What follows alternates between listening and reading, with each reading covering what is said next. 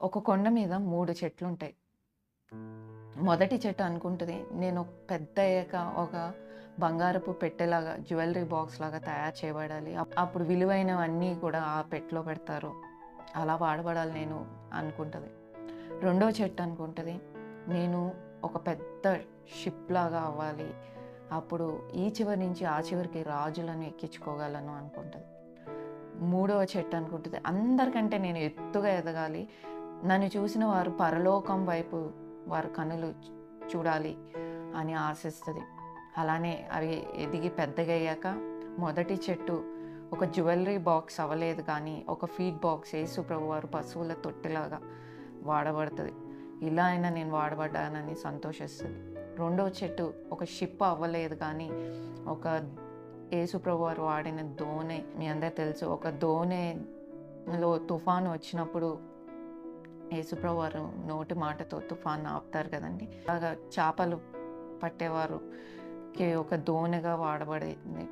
అలానే మన ప్రభువు ఎవరండి? రాజులకు రాజు, ప్రభులకు ప్రభు కదండీ! సంతోషిస్తది. మూడవ చెట్టు పాపం అది అనుకున్నట్లు జరగదు.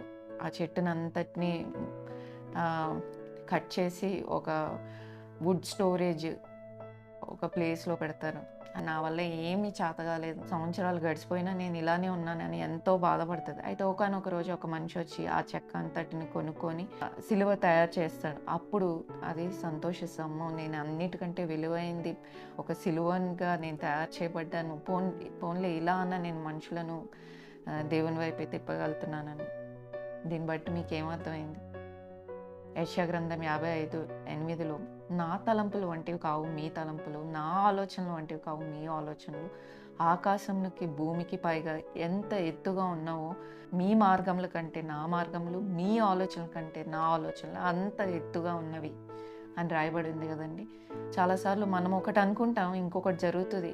తర్వాత అనుకుంటాం, డిసప్పాయింట్ అయిపోతాం. ఇంక నా జీవితంలో నేను దేనికి పనికిరాను, సంవత్సరాలు అయిపోతున్నాయి, నేను ఒక ఎండిన మొద్దు వలె ఉన్నాను అని అనుకుంటాం కదండి. కానీ దేవుని తలంపులు ఎంతో ఉన్నతమైనవి. మనం ఆలోచించే రీతిగా మన పరమ తండ్రి ఆలోచించాం.